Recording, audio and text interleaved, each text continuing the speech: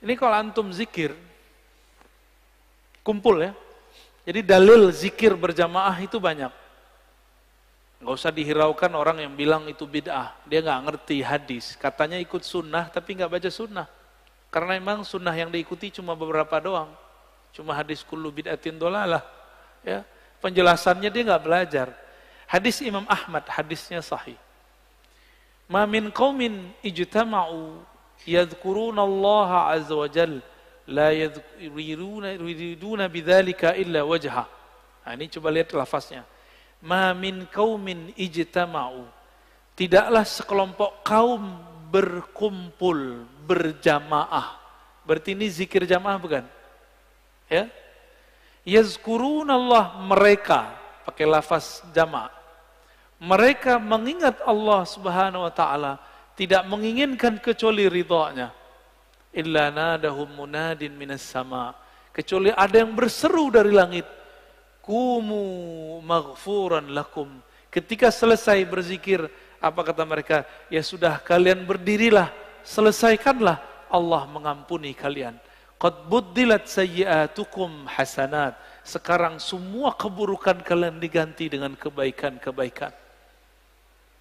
Cuma kan nggak dengar Pak ya. Jadi antum di sini ngorok itu dapat pahala Pak. Itu dapat zikrullah itu ya. Apalagi bangun. Tapi jangan tidur Pak ya. Ntar aneh bilang begitu malah tidur lagi.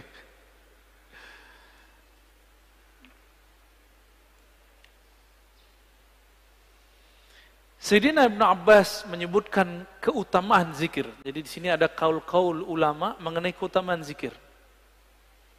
Kalau sholat ada batasnya atau tidak terbatas? Sholat bisa kapan aja nggak? Bisa kapan aja? Boleh nggak sholat di WC? Boleh nggak sholat habis subuh sampai terbit matahari? Ini jangan ada lagi saya lihat Pak ya. Lagi taklim, sholat, syuruk. Itu jahil namanya. Ya, ini kita kasih tahu berulang-ulang. Ngaji satu bab, dengar satu hadis, itu lebih afdol daripada 100 rakaat. Antum dapat hadis. Kalau orang zikir ba'da sholat subuh berjamaah di masjid, lalu sampai syuruk, sholat 2 rakaat. Bagi dia pahala haji dan umrah tamah, kan begitu, sempurna. Itu kalau nggak ada taklim. Kalau taklim, apa kata Nabi? Lebih afdol daripada 100 rakaat. Bahkan di riwayat Ibnu Majah 1000 rakaat. Antum sholat 2 rakaat, lewat maklumat ini. Mungkin lagi sholat juga dengerin ceramah saya kali. Kalau belajar beribadah itu jangan konyol. Beribadah itu bil ilmi. Ya. Jangan beribadah itu bil jahli. Kalau nanti ada lagi ya sudah ya, kita nggak maksain. Kita nggak maksain juga Pak. Tapi kalau ada silakan.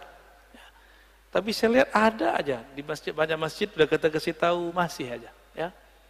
Antum dengerin satu hadis itu lebih afdol daripada 100 rakaat. Padahal sholatnya cuma 2 rakaat. Ninggalin faedah 100 rakaat. Pilih mana? Kalau hitung-hitung duit, mana yang lebih untung? Yang ngaji. Sholat juga belum tentu khusyuk, ya. Kusut udah pasti.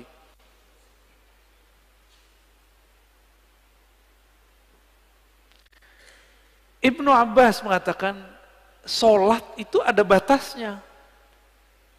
Tapi kalau zikir nggak ada batasnya, ya, sesuatu yang Allah wajibkan, tapi tidak ada batasnya, itulah zikrullah. Nggak ada batasnya. Disebut zikran katsira. Waktu kita kan 3 aja, duduk, berdiri, tidur, benar nggak? Kalau lagi hidup nih, kalau udah meninggal, ya berbaring deh, ya di liang lahat. Jadi waktu kita 3 aja. Nah, surat An-Nisa 103, surat Ali Imran ayat 191, itu kan menyebutkan mereka, kalau di An-Nisa perintah ya, fazkurullah, Kalau Ali Imran, yazkurunallaha qiyaman, kan sama aja.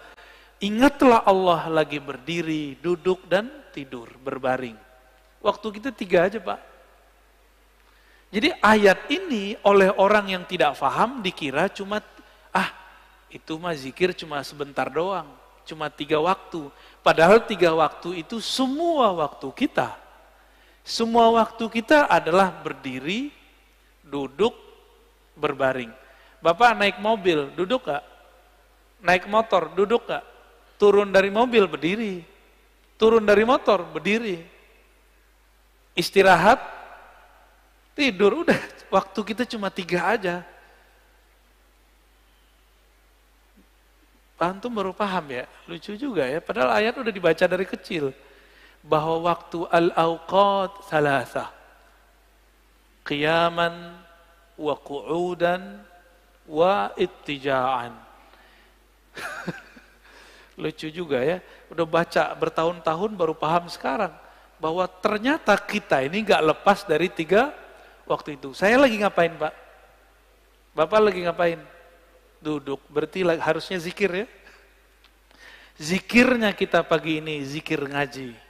Dan zikir ngaji lebih afdal daripada sholat sunat 100 rakaat.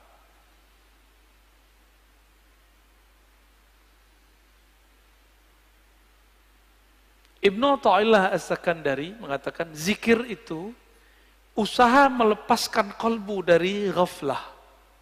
Apa arti ghaflah? Lalai. Gimana caranya? Dan tardid ismillah bil qalbi wal lisan. Dengan mengulang-ulang nama Allah dengan kolbu dan lisan. Maka ahli thariqah itu punya metode yang sangat sempurna sekali. Metode berzikir dengan kolbu dan berzikir dengan lisan. Ya. Nanti ada masanya di sini kita zikir. Saya talkinkan semuanya, Pak. Tergantung sirnya turun atau belum. Ini belum ada, Pak, sekarang belum. Karena kalau di kolbunya belum ada koneksi, itu ngefek. Ya. Bapak sholat aja nih, ada debat 1-2 orang masalah kunut, itu ngefek ke badan saya. Langsung gak nyaman rasanya. Itu terasa, Pak, bagi saya. Agak sensitif dikit. Ya. Jadi ada nih orang ngerasa, kunut, itu langsung gak nyaman saya. Ya. Apalagi di samping saya itu mengganggu sekali. Maka mending gak kasyaf. Karena kalau kita kasyaf, kedengaran isi hati orang kan gawat. Ya. Kata Imam Al-Qushairi, az-zikru mansyurul wilayah wa manarul wuslah wa tahqiqul iradah. Zikir itu ciri-ciri kewalian. Orang jadi wali bukan karena zikir, tapi ciri-ciri wali zikir. Bisa bedain? Ciri wali itu zikrullah. Tapi kalau jadi wali bukan karena zikir, apa yang membuat orang jadi wali? Wali itu artinya kekasih. Kekasih itu pasti kenal. Kenal itu membuat dia jatuh cinta. Maka al-wali man ya'rifullah wa yuhibbuh. Yang mengenal Allah dan mencintai Allah. Itu yang disebut wali. Tapi bagaimana cara kenal Allah? Allah sifatnya sangat sempurna sehingga tidak bisa kita terka-terka. Maka ada 2 mazhab sahabat. Mazhab Abu Bakar dan mazhab Ali. Abu Bakar mengatakan, engkau bermakrifat, yaitu ketika engkau mengaku engkau tidak punya makrifat. Udah dipikirin-pikirin, gimana cara kenal Allah? Akhirnya kita mengatakan, ya Allah, akalku tidak sanggup untuk memahamimu. Qalbuku hanya sanggup menyebut namamu. Hanya engkaulah yang bisa mengenalkan dirimu. Maka Sayyidina Abu Bakar mengatakan, al-ajzu an darkil idrak. Ngaku tidak tahu, itulah ma'rifat sebenarnya. Menurut siapa? Abu Bakar As-Siddiq. Lain dengan Sayyidina Ali. Sayyidina Ali mengatakan, la ya'rifuka illa anta ya Rabb. Tidak kenal engkau kecuali engkau ya Allah. maka kenalkanlah dirimu kepada kami ya Allah. Sayyidina Ali begitu mintanya. Ya. Jadi zikir itu mansyurul walayah, itu pencirian wali. Berarti karena ini ciri-ciri wali, ada yang ngambil ciri-ciri wali, dia bukan wali. Ada yang ngambil zikir, tapi dia bukan wali Allah. Ini hati-hati. Hati-hati ya. Dia bukan wali Allah. Tapi dia memakai jaketnya wali. Yaitu zikrullah. Untuk apa? Nanti untuk kesaktian, untuk pelet, pelaris, bermahar itu, mahal itu maharnya. Ya. Orang-orang begini, itu pakai wajah wali, tapi dia bukan wali. Bisa bedain? Tapi orang mengira dia wali. Ya, orang akan mengira dia kekasih Allah, padahal dia sedang menipu Allah. Yukhadi'un Allah. Ya, mereka sedang menipu Allah. Hati-hati sama orang-orang begini. Ya. Oleh karena itu zikir itu bagi kita mesti bersanad dan berijazah supaya aman. Kalau nggak bersanad, nggak berijazah, bisa ketuker. Kita kira dia wali, padahal dia bukan wali.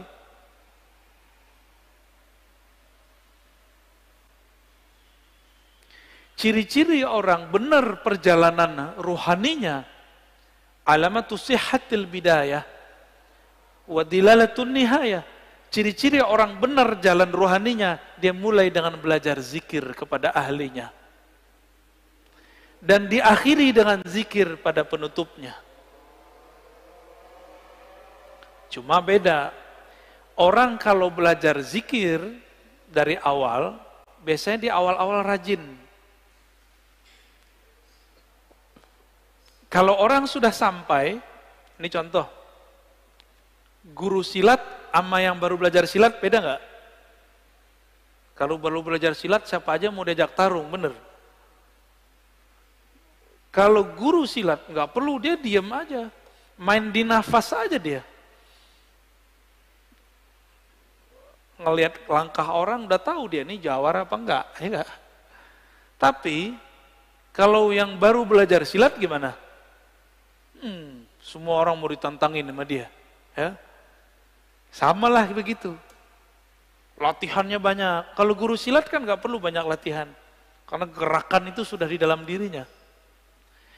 Maka kalau ingin wusul kepada Allah, jangan mengikuti ahwal makomatnya guru, tapi ikuti cara guru supaya bisa menjadi guru. Gimana cara beliau dulu? Beliau pasti dulu rajin berzikir. Ya, ini maksud kalam beliau.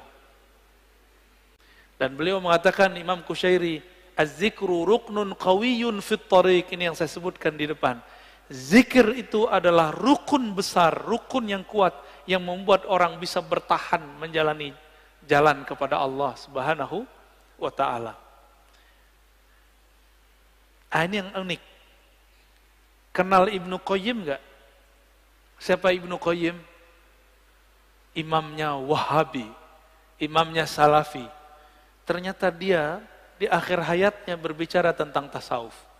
Dalam kitabnya Al-Wabilus Shayyib, ya, halaman 52, di beberapa cetakan beda halaman, kata beliau, wala raiba annal qalba yasda' kama yasda'un nahas wal fiddah wa ghairuhuma wajilauhu bidzikr. Besi bisa karatan enggak? Bisa. Besi itu dulu atau kaca itu bisa karatan. Sama, kolbu itu kan mirip seperti itu. Dia bisa karatan. Pembersihnya cuma zikrullah. Ini Ibnu Qayyim yang ngomong. Maka Ibnu Qayyim ini menganjurkan zikir dan istighfar, zikir dan istighfar. Dan dia mengajarkan di bagian lain di tempat, di kitab awal Al-Wabilus Shayyib, agar seseorang mempelajari zikir kepada gurunya, kepada ahlinya. Dan dia di situ bercerita tentang Ibnu Taimiyah, Imam Salafi. Itu kalau teman-teman Salafi tahu, saya nggak tahu, nggak ngerti apa yang terjadi nanti. Ya, Apakah dia akan membid'ahkan imamnya? Saya nggak ngerti ntar. Ibnu Qayyim, begitu juga murid-murid Ibnu Taimiyah meriwayatkan hal yang sama. Ibnu Taimiyah habis sholat subuh, beliau duduk membaca zikirnya, wiridnya sampai tengah hari. Kira-kira gimana Pak? Bid'ah nggak tuh? Ya, kita zikir bentar aja disebut bid'ah. Ya, ini dia zikir dari ba'da subuh sampai siang hari. Di kitab Manaqib Ibnu Taimiyah disebutkan beberapa zikir Ibnu Taimiyah adalah baca Al-Fatihah 40 kali. Gimana tuh? Dia wiridan, torikotnya torikot Al-Fatihah tuh. Fatihah diulang tardidul Fatihah 40 marrah. 40 kali dibaca-baca. Bismillahirrahmanirrahim. Begitu, dibaca lagi. Yang kita sebut apa namanya? Wiridan. Ditanya oleh Ibnu Qayyim, wahai Tuan Guru, Syekhul Islam, apa gerangan yang terjadi pada engkau? Kok zikir selama itu? Apa jawaban beliau? Zikir itu adalah ghazai, quti wa ghazai, adalah makanan ruhku. Itu kata-kata siapa? Ibnu Taimiyah. Jika aku kurang memberikan makannya, maka jiwaku menjadi lemah. Begitu Ibnu Taimiyah di akhir hayatnya. Coba antum zikir bentar aja tasbih 500 kali puter, langsung diejekin sama mereka ya. Ini terjadi pada Abu Yazid Al-Bustami. Abu Yazid itu hidup jauh sebelum Ibnu Taimiyah. Jadi orang begini itu sudah ada dari dulu. Jadi imam kebetulan. Kebetulan jadi imam. Abu Yazid duduk di pojok situ zikir. Orang udah mau pulang dia masih zikir di situ. Apa kata Pak Imam? Bayazid, ente masih zikir aja, makan apa ente pagi ini? Langsung dia lihat imamnya, imam saya kok gak percaya Allah Maha memberi rezeki. Maka beliau langsung berdiri dan mengatakan, u'idu sholati, aku harus mengulang sholatku. Kenapa? Salat subuhku tadi dipimpin oleh orang yang tidak meyakini Allah Subhanahu wa taala memberi rezeki. Gawat Pak ya kalau bab hakikat. Kayaknya kalau begitu banyak salat yang diulang nih. Makanya mazhab hakikat itu nggak boleh dikembangkan, cukup dipakai sendiri-sendiri. Berat ya?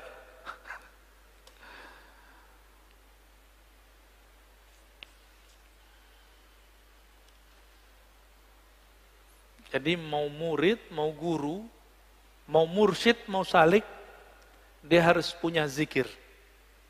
Cuma kalau murid, zikirnya kayaknya ngoyo, tahu ngoyo ya? Kayaknya berusaha gitu ya. Dan harus begitu.